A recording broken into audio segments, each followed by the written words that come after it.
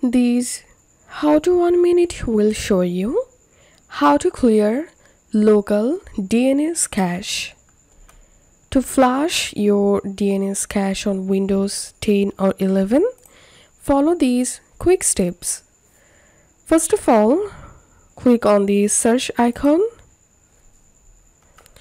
and write here CMD. Now right click on command prompt and click on run as administrator.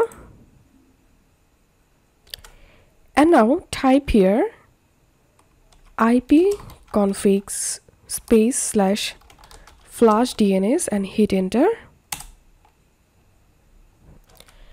And then if you see this message, successfully flushed the DNS resolver cache, congratulations. Now all you have to do is just close this window,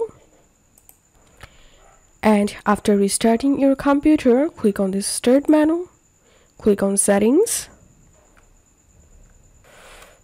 click on network and internet, scroll down and click on network reset and click on reset now, and then your computer will be restarted automatically. And this is how we can clear local DNS cache. If you find this video helpful, don't forget to subscribe. How to 1 minute. See you in the next video.